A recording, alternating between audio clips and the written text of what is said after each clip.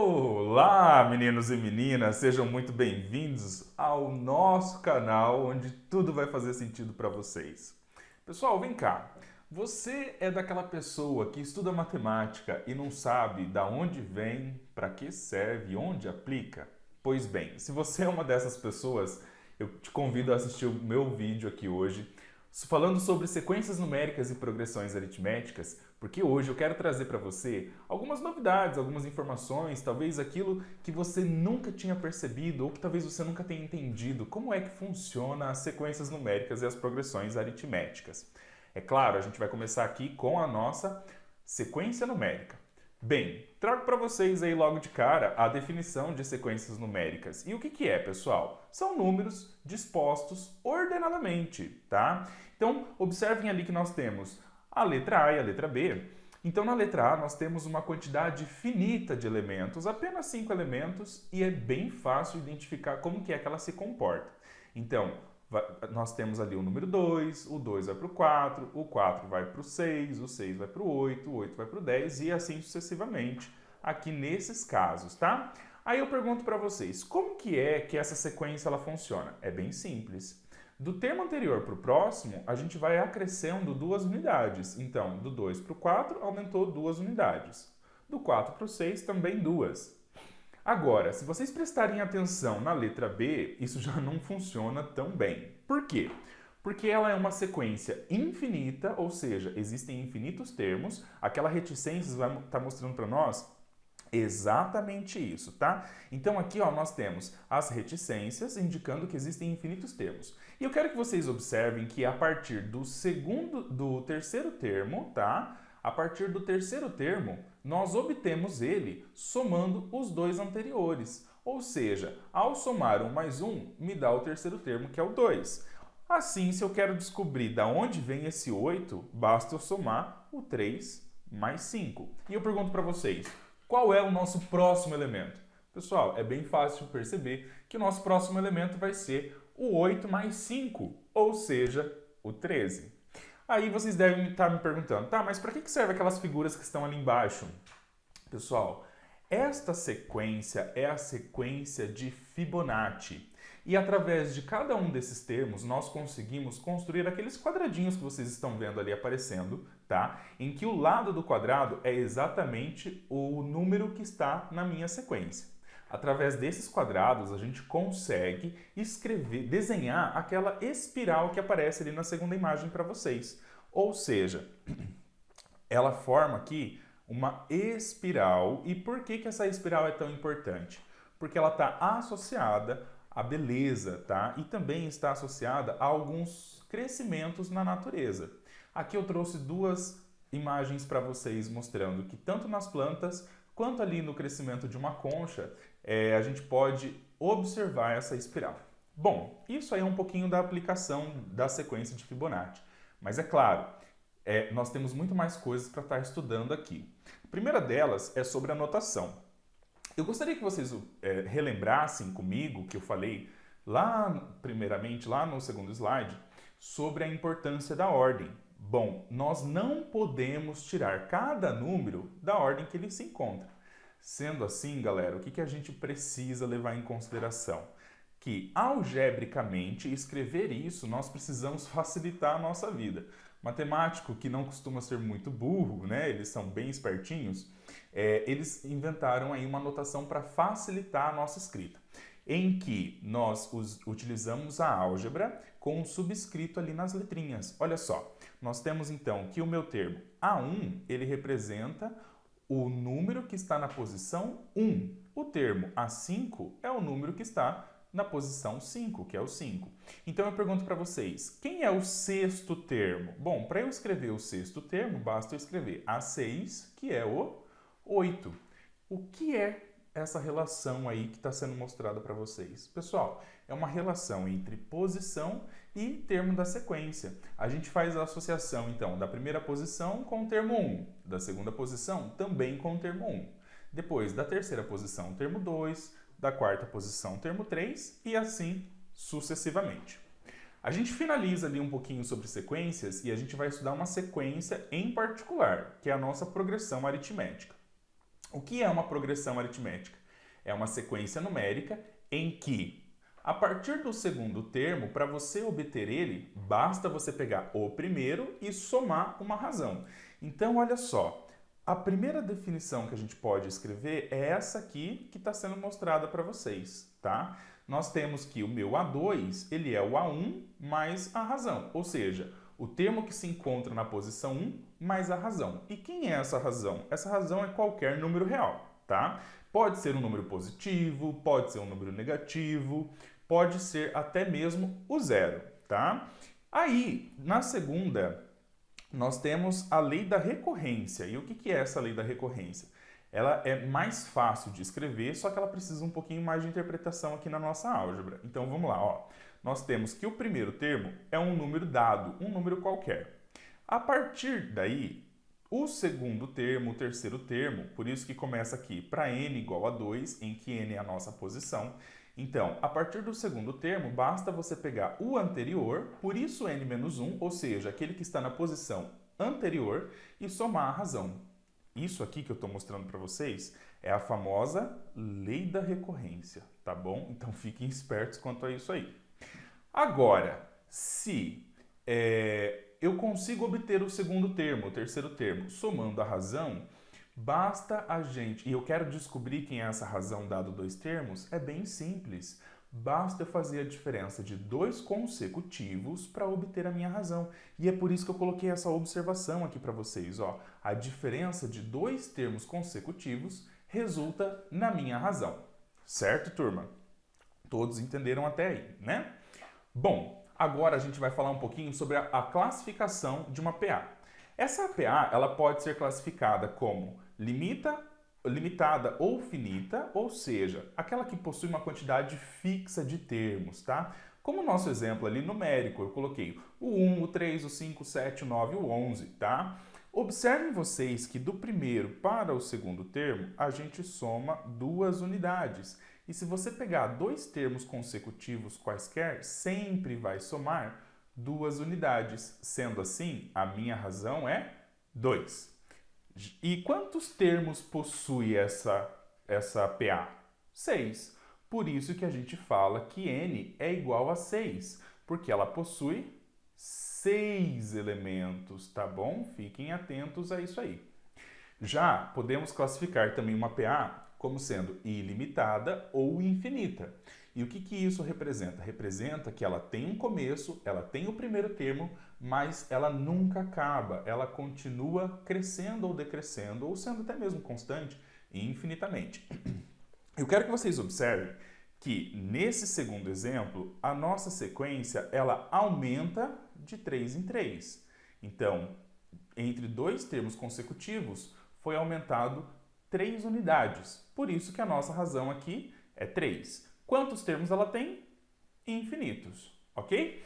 Pessoal, presta atenção que eu já falei aqui, mas só para deixar bem claro para vocês, ali embaixo está escrito que ela pode ser crescente, decrescente ou constante. E o que isso representa para nós?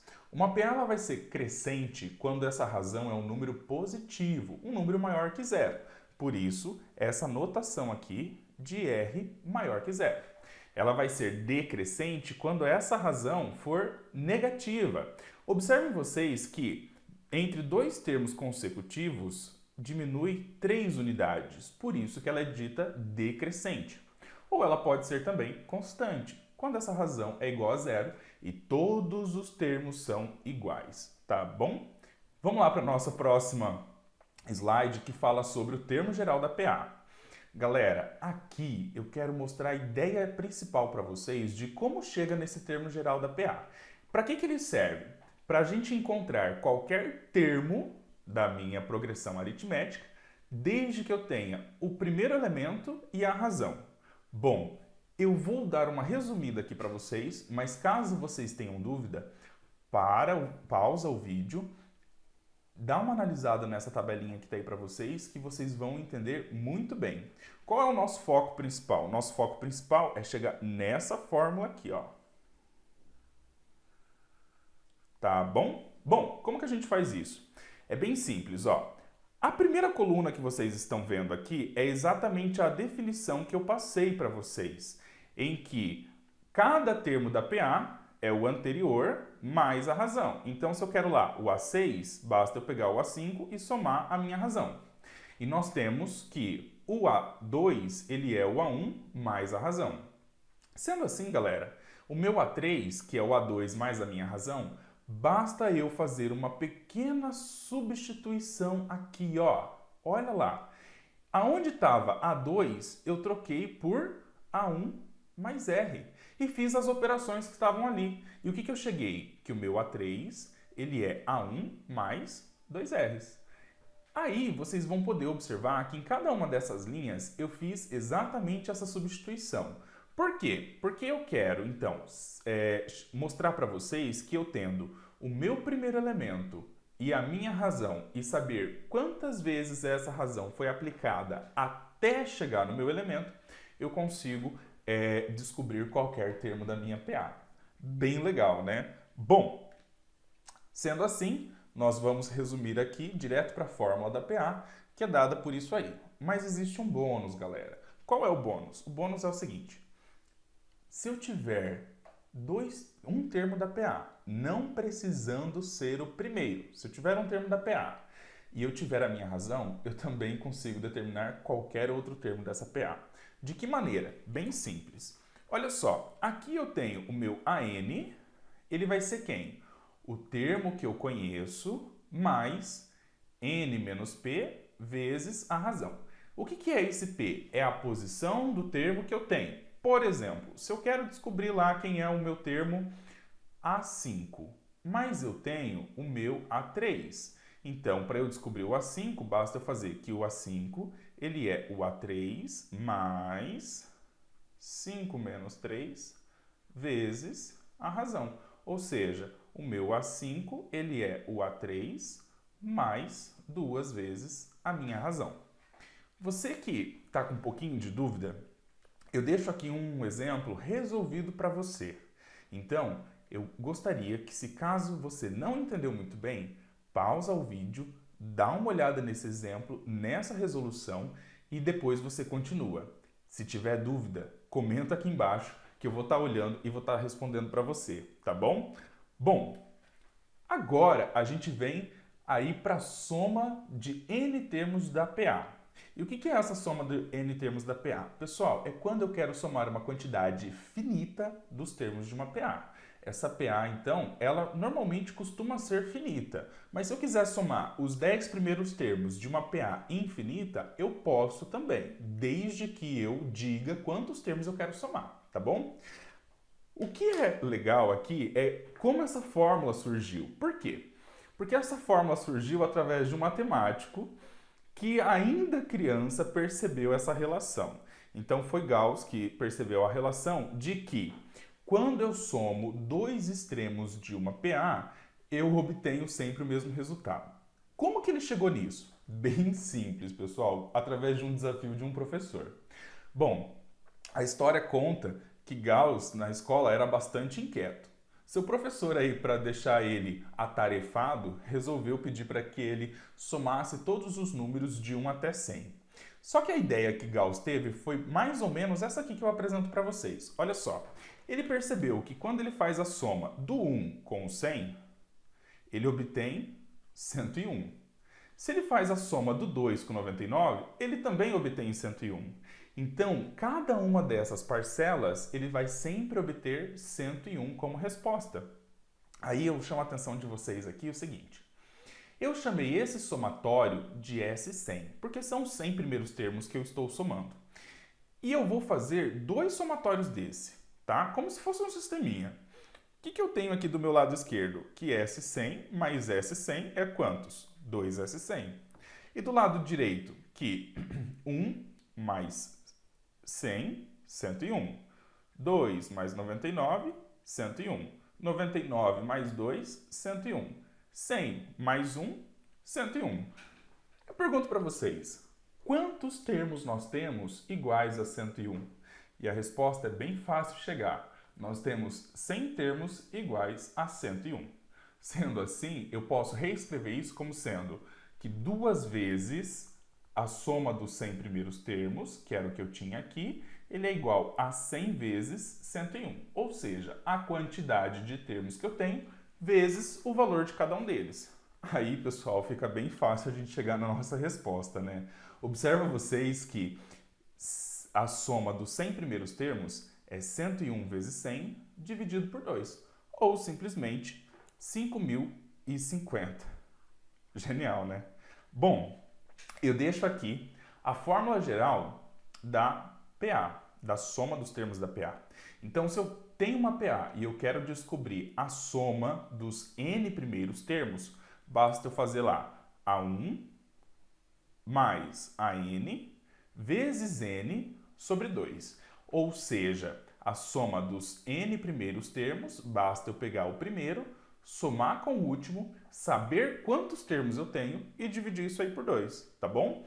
Como que se aplica isso? Bom, pensando nessa pergunta que você possivelmente quer que seja respondida, eu coloquei aqui um exercício para a gente estar resolvendo junto. Olha só, um atleta corre sempre 400 metros a mais que no dia anterior. Ao final de 11 dias, ele percorre um total de 35.200 metros. O número de metros que ele percorreu no último dia foi igual a... Vamos lá então. Nós temos que a cada dia aumenta 400 metros relacionados ao dia anterior. E que nesses 11 dias, o total que ele percorreu foi de 35.200 metros. Então foram essas informações que eu levantei aqui. Primeira delas, que a quantidade de dias é o meu n, são 11. O total que ele percorreu, que é o somatório de todos os dias, 35.200. Além disso, nós temos que a nossa razão é 400, porque aumenta sempre 400 metros de um dia para o outro. Aí, duas informações que ele não passou para nós foi quanto ele percorreu no primeiro dia, quanto ele percorreu no 11º dia. Aqui eu chamei de D1 e D11. Agora, pela soma, pelo termo geral da PA, nós temos esta fórmula que está aqui em cima para vocês. Sendo assim, eu só substituí. Eu peguei que o meu D11, ele é o D1, mais 11 menos 1 vezes a razão. E deixei desse jeito que vocês podem enxergar aqui. Aí, pessoal, eu substituí na soma geral dos termos. E olha lá como que ficou. Então, eu tenho que tudo isso aí é igual a 35.200. E aí eu isolo quem é o D1. Então, eu faço toda essa parte de continha básica e descubro quanto ele percorreu no primeiro dia. Bom, se eu descubro quanto ele percorreu no primeiro dia e eu tenho a minha razão que é igual a 400 metros, eu consigo facilmente descobrir quanto ele percorreu no último dia, ou seja, no 11º dia. Sendo assim, ele percorreu um total de 5.200 metros. Pessoal, quero agradecer você que esteve até aqui comigo nesse momento, falar que você seja muito bem-vindo ao meu canal e eu gostaria de pedir, segue a gente lá no Instagram, quero estar ajudando você, tá dando dicas sempre, curta, comenta aí, valeu, e compartilha para aquele seu amigo que quer alcançar o sonho de entrar numa universidade, tá bom? Um beijo para vocês e até a próxima. Tchau!